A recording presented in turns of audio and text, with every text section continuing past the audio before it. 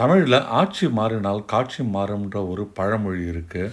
அப்படித்தான் தமிழ்நாட்டில் 2021 நடந்த ஆட்சி மாற்றத்தினால கோயம்புத்தூரில், வெள்ளலூரில் காட்சி மாறி ஒரு இடம் இருக்குது. ஆமாங்க, இந்த வீடியோவில் நம்ம இப்போ பார்க்க போகிறது கோயம்புத்தூர் மக்களின் நெடுநாள் கனவான வெள்ளலூர் ஒருங்கிணைந்த பேருந்து முனையம். தினமும் எத்தனையோ லட்சக்கணக்கான மக்கள் வந்து ஆயிரக்கணக்கான பேருந்துகளில் பயணித்திருக்க வேண்டிய ஒரு இடம் இன்றைக்கு வெட்ட வெளியாக இருக்குது. ஒருபுறம் கோயம்புத்தூர் சிட்டிக்குள்ளே பார்த்தீங்கன்னா ஏகப்பட்ட போக்குவரத்து நெரிசல் நிலவுது. சிட்டிக்குள்ளே இருக்கிற பேருந்து நிலையம் எல்லாமே எப்போ பார்த்தாலும் டிராஃபிக் ஜாமாக இருக்குது.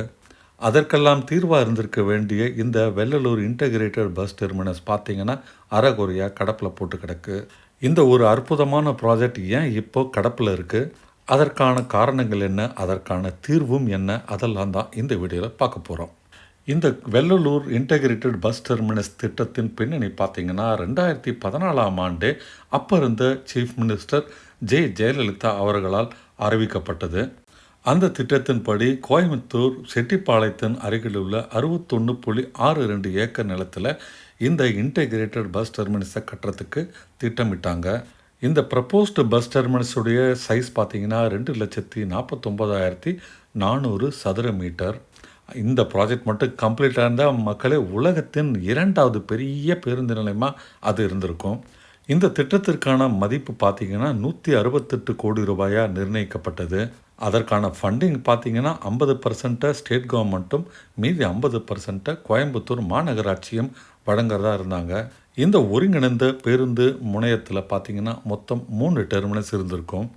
ஒன்று பார்த்தீங்கன்னா மாநகர பேருந்துகள் நிற்கிற இடம், 2வது தனியார் பேருந்துகள் நிற்கிற இடம், 3வது மாநிலங்களுக்கு இடையிலான பேருந்துகள். இப்படி மொத்தமாக 3 தனித்தனி முனையங்களை பிளான் பண்ணியிருந்தாங்க.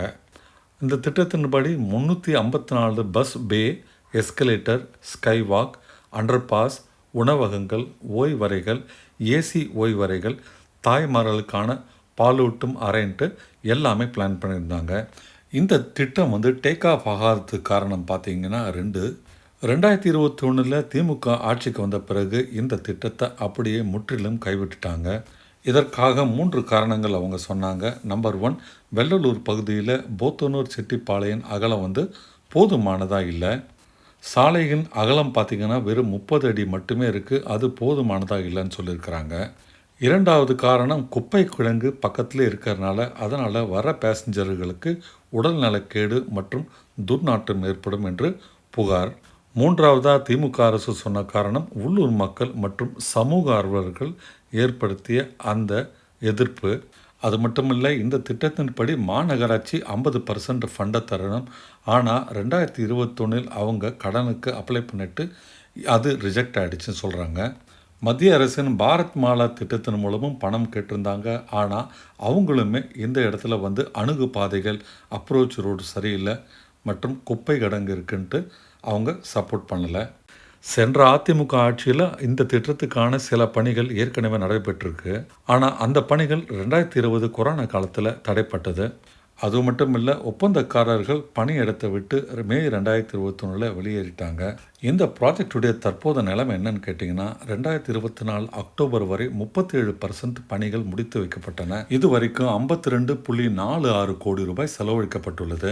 ஆனால் நம்ம ஸ்டேட் கவர்மெண்ட் ஃபண்ட்ஸ் ரிலீஸ் பண்ணதுனால அந்த கட்டுமான பணிகள் அப்படியே நிறுத்தப்பட்டுள்ளது. கடந்த டிசம்பர் 30ஆம் தேதி கோயம்புத்தூர் மாநகராட்சி ஒரு தீர்மானத்தை நிறைவேற்றி இந்த இடத்தை காய்கறி மற்றும் பழங்களுக்கான மொத்த விற்பனை சந்தையாக மாற்றலான்ட்டு முடிவு பண்ணாங்க. இந்த முடிவுக்கு ஏஐடிஎம்கே உறுப்பினர்கள்லாம் எதிர்ப்பு தெரிவிக்க, உக்கடம் ஆத்துப்பாலம் சாலையில் உள்ள போக்குவரத்து நெரிசலை குறைக்கிறதுக்காக உக்கடத்தில் இருக்கிற லாரி முனையத்தை இந்த இடத்துல வெள்ளலூருக்கு மாற்றம் செய்யலான்ட்டு முடிவு பண்ணியிருக்கிறாங்க. சரி, எதிர்காலத்தில் என்ன தான் நடக்கிறதுக்கு வாய்ப்பு இருக்குது? நம்பர் 1, இந்த இடம் பேருந்து முனையமாக தொடருதல். அதுக்கு தமிழ்நாடு அரசு பர்மிஷன் கொடுக்கணும். அதை தவிர ஃபண்டிங் கொடுக்கணும். காய்கறி பழங்கள் விற்கும் ஒரு மொத்த விற்பனை சந்தை, அதுவும் இல்லைன்னா லாரி முனையம். இந்த வீடியோ பதிவை பார்க்கும் கோயம்புத்தூர் நண்பர்களே, இந்த இடத்துல என்ன வரணும்? இன்டகிரேட்டட் பஸ் டெர்மினஸா, இல்லை காய்கறி பழங்களுக்கான மார்க்கெட்டா, இல்லை லாரி முனையமா? கமெண்ட்டில் என்ன பண்ணலான்றது சொல்லுங்கள் மக்களே.